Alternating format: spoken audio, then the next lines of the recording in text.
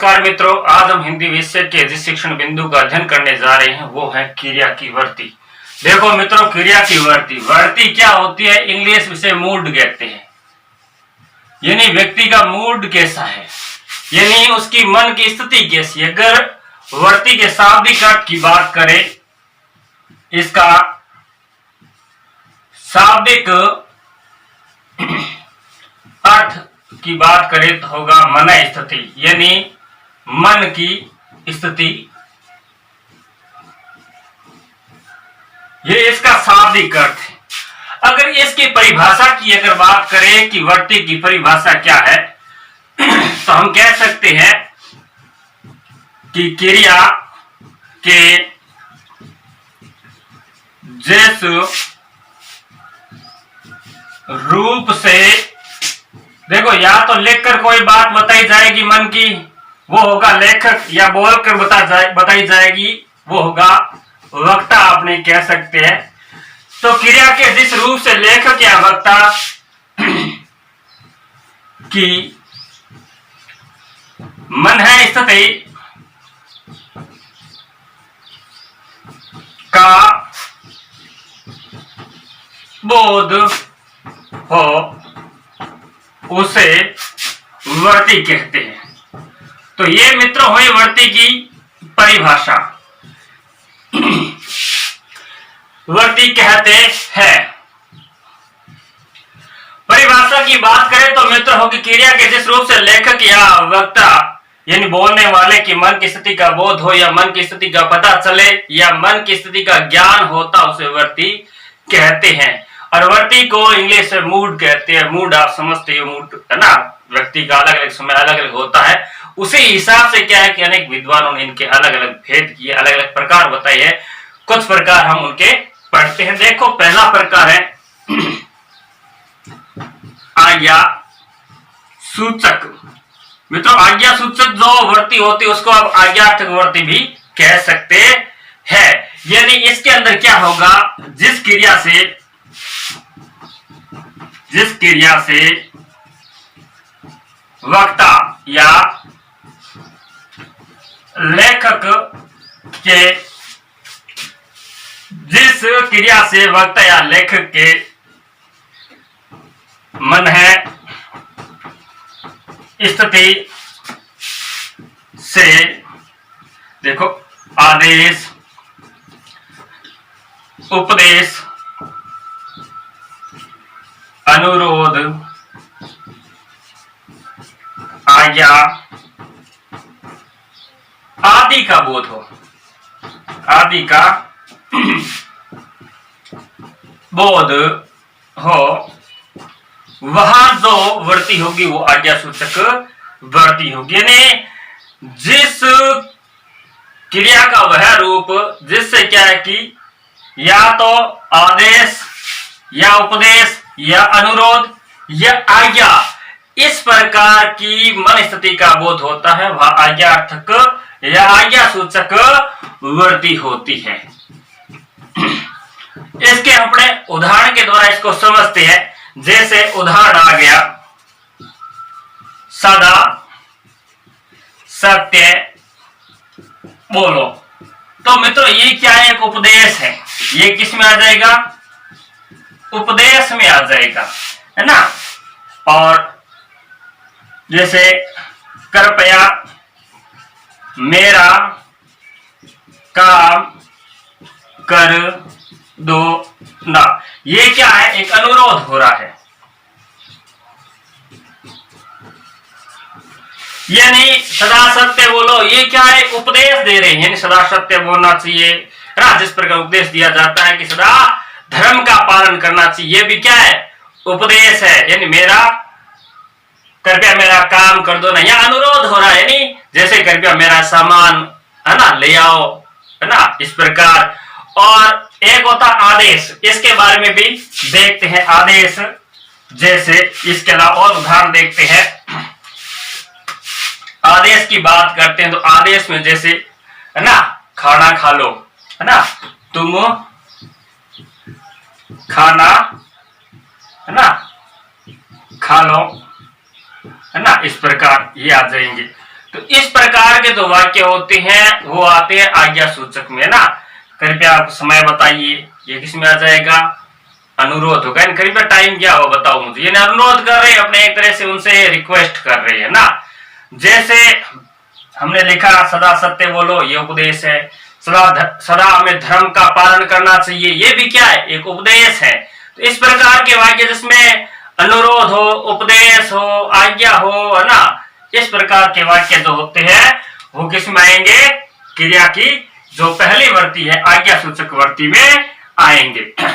तो मित्रों हमने बात किया क्रिया की वर्ती जिसको क्या कहते हैं? मूड कहते हैं। इंग्लिश में शाब्दिक अर्थ होता है मनस्थिति, यानी क्रिया के जिस रूप से वक्ता यानी बोलने वाला, लेखक के लिखने वाले की मनस्थिति का पता चलता है वो क्रिया की वर्ती कहलाती है।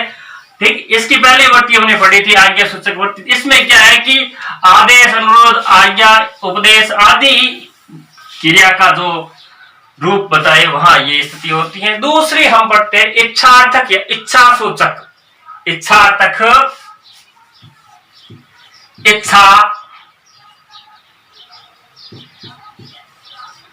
इच्छार्थक या आप कह सकते हो इच्छा सूचक वर्ती। देखो मित्रों आज्ञार्थक वर्ती में क्या था? आज्ञा थी, अनुरोध था, उपदेश था। तो इसमें क्या होगा? इच्छा होगी, यानी इसमें इच्छा है, कामना, वरदान, आशीर्वाद। तो हम कह सकते हैं इसके बारे में कि क्रिया के जिस रूप से इच्छा,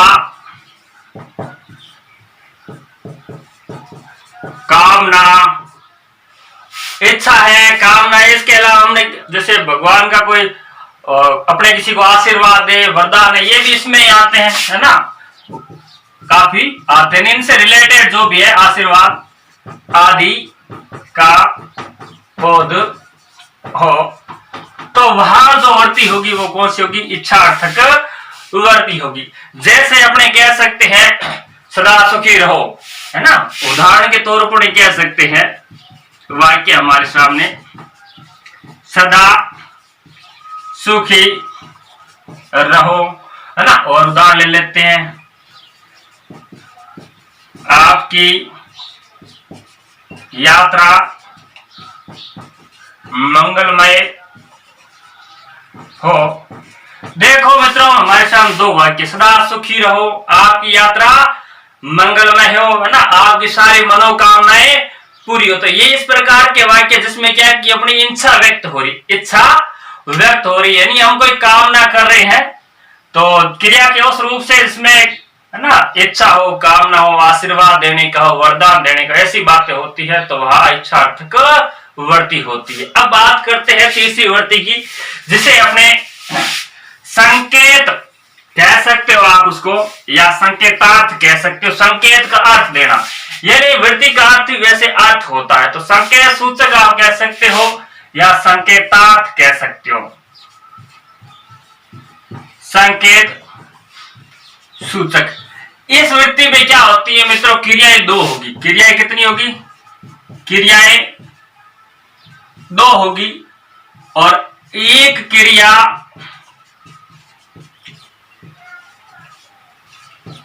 दूसरे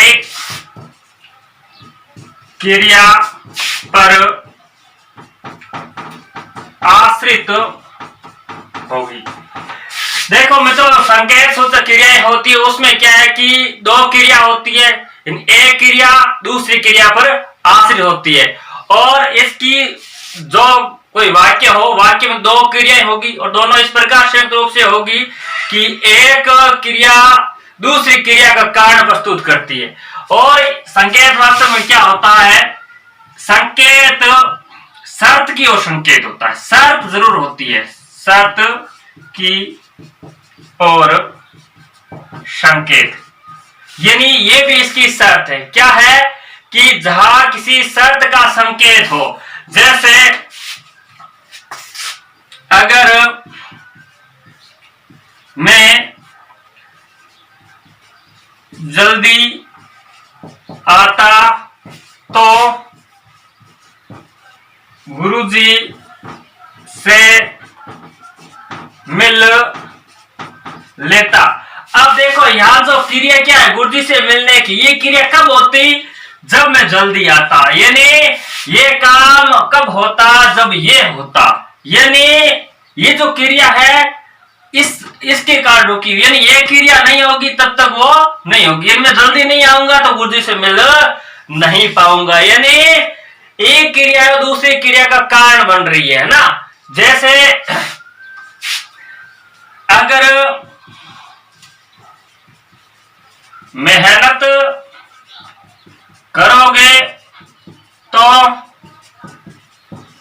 सफल हो जाओगे। अब देखो यार, सफल कब हो जाओगे, इसके लिए शर्त है। क्या शर्त है, मेहनत करनी होगी, यानी पहले क्रिया करनी होगी मेहनत की, तभी सफल हो पाओगे, अन्यथा सफल नहीं होगे। यानी हम कह सकते हैं कि एक क्रिया दूसरी क्रिया पर आश्रित है ना, एक क्रिया तभी होगी जब पहली क्रिया हो जाएगी, है ना। जैसे वह आता तो उसका काम बन जाता, काम कब बनता, शर्त क्या है, वह आता तो पहले उसका आना जरूरी है ना। मैं यदि आप आओगे तो मैं चलूंगा, यानी मैं कब चलूंगा, जब आप आओगे, तो ये शर्त हो गई एक उसके अंदर, है ना।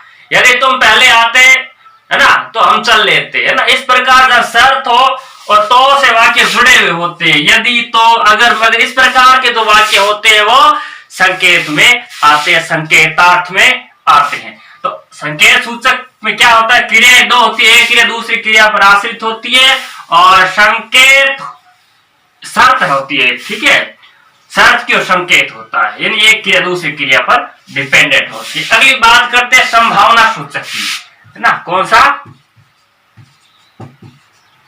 संभावना सूचक। देखो मित्रों, संभावना से पता चल रहा है कि इसमें क्या होगा, क्रिया में संभावना होगी, है ना। यानी क्रिया के जिस रूप से कह सकते हो आप, क्रिया के जिस रूप से संभावना या अनुमान कह सकते हो, अनुमान का बोध हो, वहां जो वृत्ति होगी वो संभावना सूचक वृत्ति होगी। यानी क्रिया के जिस रूप से या क्रिया का वह रूप जिसके माध्यम से अनुमान की या संभावना या अनुमान की जानकारी हो, इसका ज्ञान हो, इसका बोध हो, वहां क्या होगा, संभावना सूचक वर्ती होगी, या कह सकते हो संभावनार्थक वर्ती होगी। जैसे उदाहरण लेते हैं, जैसे है ना, सकता है आज वर्षा हो, तो यहाँ मित्रों क्या है कि वर्षा होने की संभावना की संभावना है कि हो सकता आज वर्षा हो, यानी जैसे और उदाहरण लेते हैं अपने, शायद आज पिताजी आए, यानी यहाँ पिताजी आने की संभावना हो रही है कि शायद आज पिताजी आ सकते हैं। जैसे और उदाहरण, शायद मुकेश प्रथम श्रेणी से उत्तीर्ण हो जाए, यानी संभावना है, हो सकता है, नहीं भी हो सकता है। अपने संभावना व्यक्त कर रहे हैं कि वो प्रथम श्रेणी से उत्तीर्ण हो जाए, है ना। इसके पश्चात जो अगली वृत्ति हमारे सामने, संभावना सूचक में क्या होता है, क्रिया के जिस रूप से संभावना लगाई जाए, अनुमान का बोध हो, इन जैसे आज वर्षा हो सकती है, संभावना संभवतः आज पिताजी आएंगे, इस प्रकार के वाक्य होंगे, वह संभावना सूचक वर्ती होगी। अगला है निश्चय सूचक।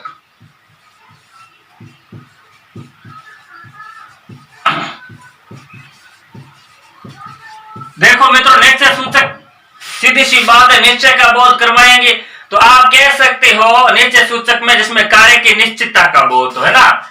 इसमें क्या होगा, जिसमें कार्य की निश्चितता का बोध हो, वहां जो वृत्ति होगी वो निश्चय सूचक वृत्ति होगी। निश्चितता, जैसे मोहन विद्यालय गया था, यानी मोहन विद्यालय गया था, ये निश्चित है कि मोहन विद्यालय ही गया था ना, निश्चित है। जैसे राम चित्र